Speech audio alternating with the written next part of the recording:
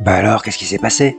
Bah en fait, j'en avais rendez-vous au centre commercial et bah elle est venue et elle avait un t-shirt et il y avait son prénom écrit derrière. Lana. C'est un joli prénom, Lana. Bah, qu'est-ce qu'il y a? Bah en fait, elle était devant un miroir, donc moi j'ai lu le truc à l'envers et j'ai fait une petite blague là-dessus. Lana à l'envers. Ah ouais, ah oui. Et alors, elle a apprécié? Bah je serais pas en train de discuter avec toi si elle l'avait apprécié, hein, je serais avec elle.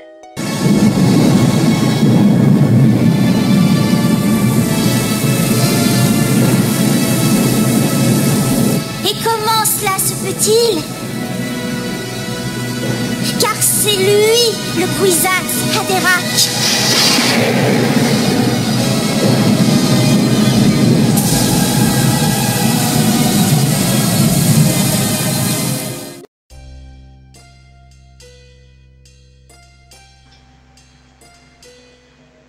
Dans l'espace de la Ligue des Nobles, un vaisseau spatial fait son voyage.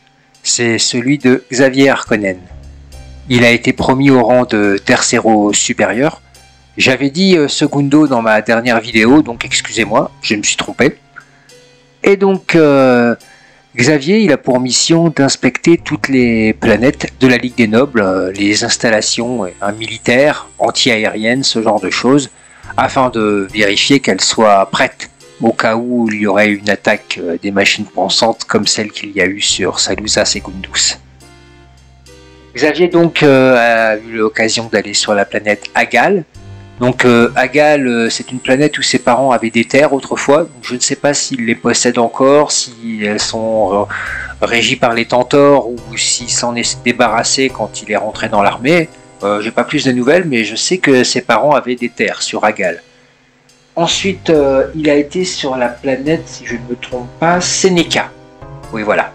Et attends, Seneca, c'est la planète où il y a des pluies super acides, corrosives qui rongent tout. Oui, voilà, exactement. Très bien, Choco, très bien, Turbo. Oui, mais c'est pas un monde intéressant pour les machines pensantes, quoi qu'il arrive. Jamais elles pourraient s'installer là.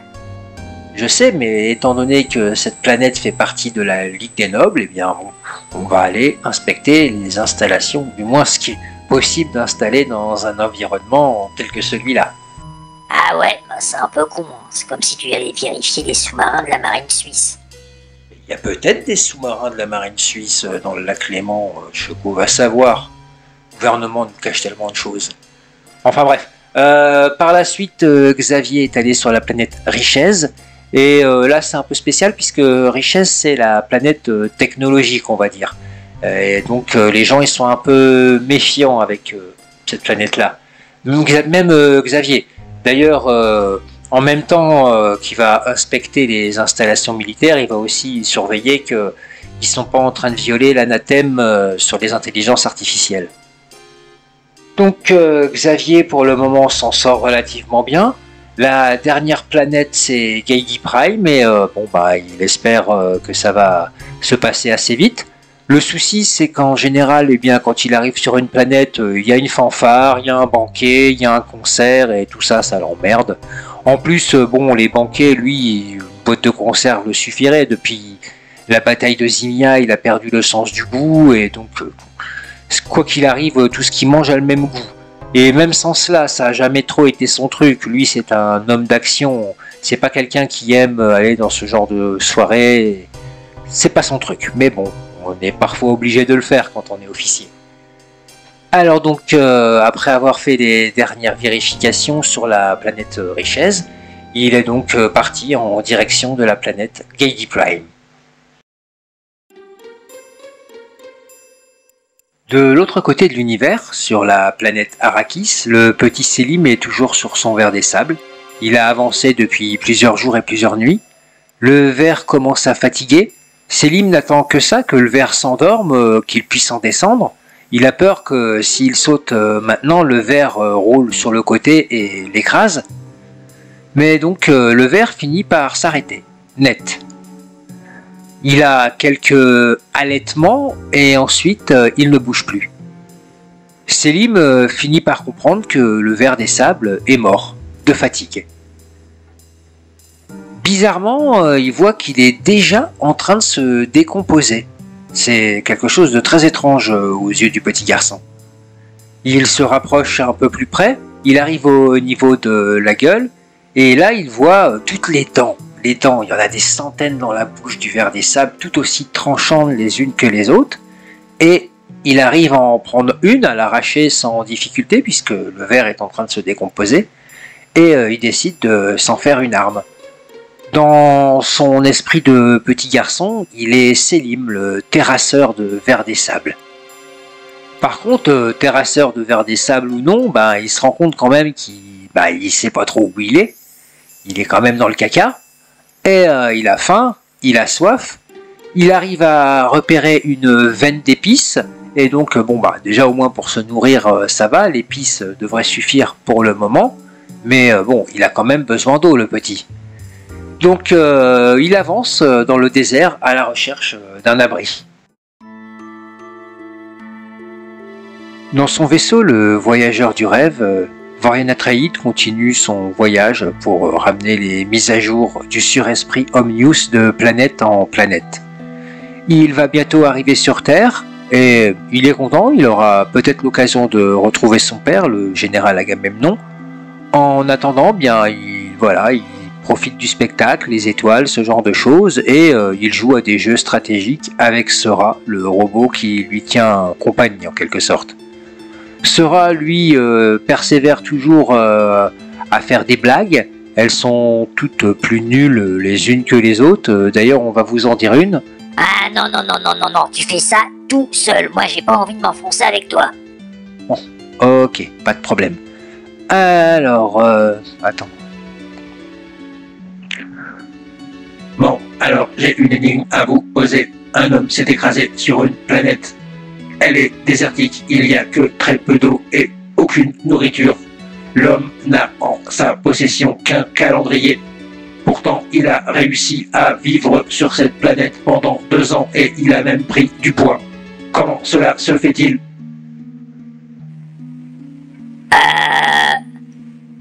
Alors là, non, je vois pas du tout. Il s'est nourri avec les dattes. Ha ha ha ha ha. Mais c'est nul, tape-le. Ouais, pauvre Vorian, les voyages doivent être vachement longs parfois quand même. Vorian, lui, ce qu'il aime faire aussi, c'est étudier les mémoires de son père, ses victoires, ce genre de choses. Il adore les récits sur l'ère des Titans, par exemple. Et justement, quand il arrive sur Terre et qu'il se rend compte que son père est là pour l'accueillir, il est super heureux. Il pense d'abord que son père va enfin lui donner l'autorisation de devenir un Simek, mais non. Agamemnon lui fait bien comprendre que déjà c'est pas en son pouvoir, c'est Omnius qui décide, et Omnius considère Vorian trop jeune pour le moment.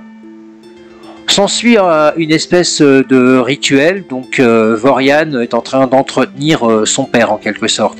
Il le nettoie, il regarde les circuits, ce genre de choses. Et en plus Vorian est le seul humain autorisé à le faire, quoi. Agamemnon a vraiment confiance en son fils. Xavier Harkonnen donc lui arrive sur Gaidy Prime, donc s'ensuit toujours le même petit rituel, on l'accueille, on fait c'est la fanfare, il y aura un banquet, il y aura un concert, ça le gonfle, mais bon, c'est comme ça. Le souci, c'est qu'il est vraiment fatigué, c'est la fin de la tournée, il voudrait vraiment rentrer, retrouver Serena, se reposer, et donc l'inspection de Gaidy Prime est, comme qui dirait, bâclée. Il y a énormément de points vulnérables qui n'ont pas été renforcés, et ça, justement, s'ils avaient été un petit peu plus vigilants, ils auraient aussi remarqué les œils espions qui étaient à droite à gauche. C'est Agamemnon qui, lui, justement, n'a pas loupé toutes les failles qu'il pouvait y avoir dans la défense de la planète Gaidy Prime. Ensuite, Xavier Harkonnen, il met son tampon lu approuvé sur le système de défense de la planète et il s'en va, alors que il est clair que La planète Salusa Secundus n'est absolument pas parée contre une attaque des machines pensantes. De son côté, sur la planète Terre, Erasme s'est installé dans sa villa. Cette villa est d'ailleurs la réplique exacte de celle de la planète Corin, vraiment au détail près. Erasme donc a le même petit rituel, il a ses jardiniers, il a donc ses serviteurs et ses cuisiniers qui lui font ses plats et que personne ne mangera. Enfin, c'est très con. Mais bon, bref. Erasme en ce moment s'essaye à la peinture. Il a téléchargé toutes les biographies des peintres, il a étudié l'art de la peinture, ce genre voilà.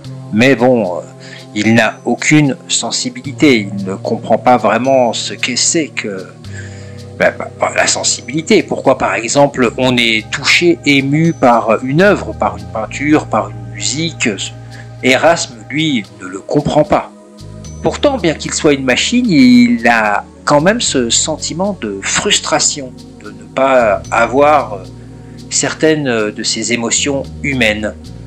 C'est quand même assez étrange. Dans son bureau, il y a un tableau aussi qui aura sa petite histoire plus tard, puisque c'est un tableau de Vincent van Gogh, Chaumière à Cordeville. Et ce tableau, bien, il est pour le moment dans le bureau de Erasme, voilà, dans le camp des robots. Et plus tard, dans plusieurs siècles, ce tableau finira dans le bureau de la mère supérieure du Bene Gesserit. Donc on peut dire qu'il aura voyagé, il va voyager ce tableau. Enfin voilà quoi. Erasme donc continue ses petites peintures, mais en général c'est du gros barbouillage. Ça ressemble vraiment à rien. Tiens, tenez, regardez. Oh le nul, oh c'est naze. Tu veux qu'on reparle du dessin que tu m'avais fait pour la planète Gameux? Oh ta gueule. Sur la planète Arrakis, Selim a réussi à trouver un refuge. Soit par miracle, soit par chance, il a trouvé une vieille base, une vieille station écologique de l'ancien Empire, qui était abandonnée. Et il a réussi à y pénétrer. La station fonctionne toujours. Et il y a à boire, il y a à manger. Selim, il est émerveillé. Donc il arrive aussi un peu à se documenter. Il apprend qu'en effet donc cette base était une base écologique et que les scientifiques ont dû fuir à cause d'une violente tempête des sables. Par la suite, ils ne sont jamais revenus. Donc on ne sait pas si ils ne sont pas revenus parce qu'ils ont jugé Arrakis comme inintéressante ou s'ils sont morts pendant le processus d'évacuation. Selim se dit à un moment que s'il revenait avec tout ce trésor, parce que oui, toute cette eau en quantité, là, c'est un véritable trésor sur la planète. Il se dit que les gens de la tribu lui pardonneraient, qu'il pourrait revenir avec eux. Mais il se dit qu'après tout, non, puisqu'il n'y a rien à pardonner. Il n'a rien fait. Il sait très bien que c'est le fils du Naïb qui est le véritable coupable de tous ces méfaits. C'est lui qui a volé l'eau. Non, le crime dont Selim a été accusé. Donc, de plus, il sait que ce petit garçon, il fait que connerie sur connerie et que tôt ou tard, il en refera une. Et qu'à ce moment-là, les gens comprendront peut-être que le véritable voleur dans cette histoire, c'était pas Selim, mais ce sale gamin. Mais quoi qu'il arrive, Selim se dit qu'un jour, il reviendra sur dans ce camp, afin de laver son honneur. Justement, parlons-en de ce petit con. Ebrahim, c'est le fils du Naïb d'Arta, donc c'est à cause de ces deux connards que le petit Selim a été banni du village. Et donc ce petit con, il est en train de se balader là dans le désert et il a repéré un objet venant du ciel qui s'est écrasé dans le désert. Lui pensant justement que ça allait peut-être lui rapporter quelque chose, il fonce là-bas, il va voir. Et il voit quelque chose d'assez étrange qu'il n'arrive pas à s'expliquer. En fait, c'est tout simplement une sonde d'Omnius. Omnius a envoyé une sonde sur Arrakis, et cette sonde, par la suite, va se déployer. Elle va créer une petite mini-base avec des mini-drones. Les mini-drones vont commencer à construire tout autour une petite base. Et voilà, ça va implanter Omnius sur Arrakis. Le truc qui se passe, c'est que déjà les Fremen, enfin le peuple qui va devenir les Fremen, ils ne s'appellent pas encore comme ça. Il y a déjà le petit con d'Ebrahim qui l'a repéré, donc lui il se dit oui, je sais pas ce que c'est, mais je suis persuadé que je peux me faire de l'argent si je le revends au marché. Mais Attends, laisse-moi raconter. Alors, le petit con, là, il s'approche de l'installation, et là, il y a des rayons laser qui en sortent, et il lui défonce sa gueule. avant même que les autres puissent réagir, il y a une secousse, des vibrations dans le sol. C'est pas une seconde attaque de la machine, c'est un ver des sables. Il arrive par en dessous et il happe complètement l'installation qu'Omnius avait commencé à déployer. Les gens se rendent pas compte sur Arrakis que ce ver des sables qui est si chiant, il leur a rendu un gros service là. Pendant ce temps, sur la planète Caladan, il se passe rien. Ok, merci Choco, merci beaucoup. Et attends, par contre, j'ai vérifié les notes, on parle pas encore d'Iblis Ginjo? Non, parce que ouais, ils en parlent un petit peu, mais c'est juste pour dire qu'il y a un contremaître sur Terre, voilà quoi, qui est un peu bien vu par les esclaves. Il est charismatique et il ressemble à Cyril Hanouna. Bon, ok, il rêve de devenir le maître des contremaîtres ou quelque chose comme ça. Ça bougera un peu plus pour lui un peu plus tard, mais bon, voilà, t'es content, on en a parlé. Attendez, j'ai eu nos trainings. Tu l'as réactivé, Choco? Ouais, je l'ai reprogrammé un peu d'ailleurs. Ok, vas-y, Sora, c'est quoi ton énigme? Quelle est la différence entre un éléphant, une souris et une banane? Non, je vois pas. Eh bien, la souris peut monter sur l'éléphant, mais l'éléphant peut pas monter sur la souris. D'accord. Et la banane? Tu te la fous dans le cul. Ha ha ha. Choco, désactive-le.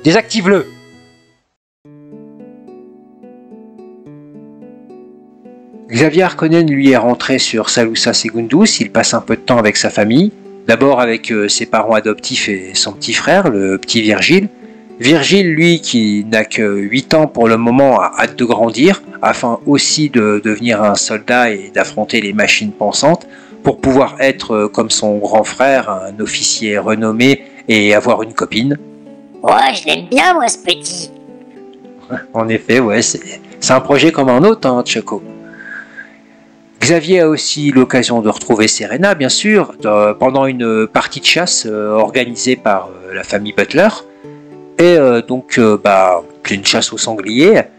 Et Xavier et Serena ils décident de s'esquiver un petit moment pour aller se bécoter dans les buissons. Les coquins. Et oui, mais là surgit le sanglier. Et il a bien failli leur faire la peau. Heureusement quand même que Xavier a des sacrés réflexes. Donc par la suite, le repas est assuré, le barbecue est assuré, je veux dire, Xavier a réussi à se faire le sanglier. Et donc, s'ensuit maintenant des petites discussions sur les fiançailles et le mariage de Serena avec le nouveau héros de Salusa Segundus, Xavier Harkonnen.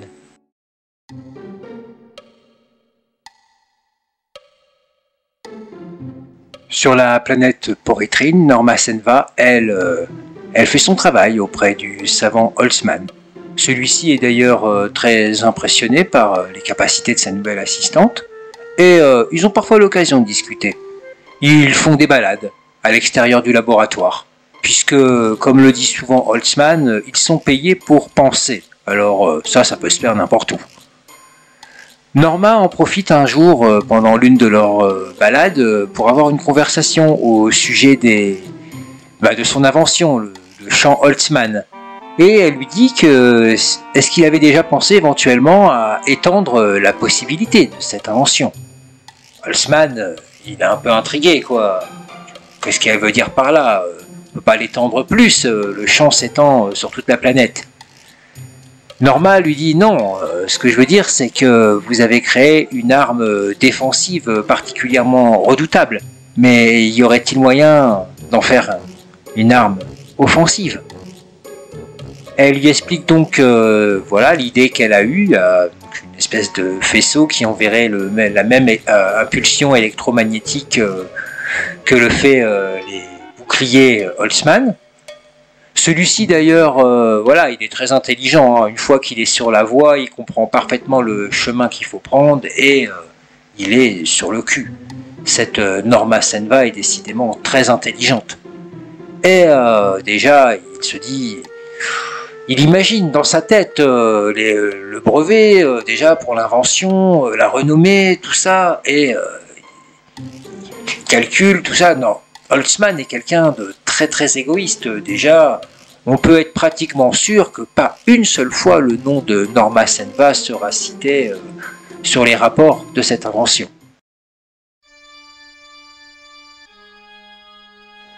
De l'autre côté de l'univers, en approche de Gaiety Prime, il y a une armée de vaisseaux. Les machines pensantes. À leur tête, Agamemnon et ses 6 mecs. Celui-ci donc avait espionné depuis un bon moment la planète. Il en a repéré les failles. Et avec Barberousse, ils ont décidé de passer à l'attaque.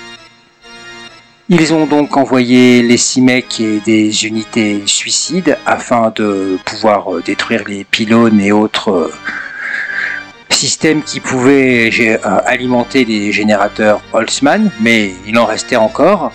Mais ils étaient beaucoup plus exposés que sur Salusa Secundus. De plus, ils avaient l'appui, d'un gigantesque vaisseau spatial qui envoyait des explosifs absolument partout sur la planète. Et curieusement, celui-ci pénètre dans l'atmosphère de la planète. C'est un vaisseau spatial automatique. Et s'il rentre dans le champ de Gaiety Prime, eh bien, automatiquement, il va y avoir une impulsion électromagnétique et le vaisseau donc sera désactivé. Et il s'écrasera. C'est ça, justement, le plan d'Agamemnon. Il sait que rentrer avec ces 6 mecs, ces machines, ça sera une perte énorme. Et afin de minimiser les pertes, il s'est dit qu'il valait mieux perdre le vaisseau. Le vaisseau, en effet, pénètre dans l'atmosphère de Gaiety Prime. Automatiquement, les champs de Holtzmann, agissent sur lui. Et l'impulsion électromagnétique détruit son cerveau moteur. Le vaisseau s'écrase. Mais Agamemnon a été malin puisque le vaisseau s'écrase pas n'importe où. Il s'écrase sur les générateurs de champs Holtzmann. Par la suite, tous les boucliers de la ville sont désactivés. Et Agamemnon n'a plus qu'à cueillir. Celui-ci d'ailleurs pénètre dans le palais du Magnus avec son ami Barberousse. Ils avancent fièrement dans leur corps de 6 mecs, leur nouveau corps de 6 mecs prévu à cet effet. Et donc ils disent au Magnus de Gaiety Prime, voilà, maintenant c'est la reddition. Le Magnus ne veut pas coopérer, et alors qu'Agamemnon voulait simplement lui mettre une gifle, il a mal contrôlé la force de son nouveau corps et il a carrément démembré le Magnus. Voilà tout. À partir de là, une autre armée de robots arrive. Ce ne sont pas des combattants, ce sont des techniciens. Ceux-ci donc installent plusieurs moniteurs, des ordinateurs, des installations, un écran géant. Voilà, au bout d'un moment, donc il y a une barre de téléchargement et quand celle-ci arrive à 100%, eh bien il y a l'œil d'Omnius qui apparaît sur l'écran. Omnius a été téléchargé sur Gaiety Prime, ce qui veut dire que la planète a réellement été conquise. Gaiety Prime est tombé.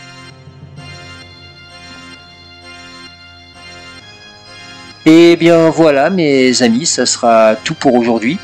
J'espère que ce petit résumé vous a plu. N'hésitez pas quand même à lire les livres La guerre des machines, le djihad butlerien et la bataille de Corinth pour en savoir plus. Je raconte des choses mais je ne dis pas tout quand même, on va pas tout spoiler. En attendant, on va préparer la partie 4 avec Choco qui s'est barré je sais pas où d'ailleurs. Je suis parti chier. Ça intéresse vachement les gens, ça. Bref. Bon, bien, les Fremen, je vous dis à très bientôt. Bye bye.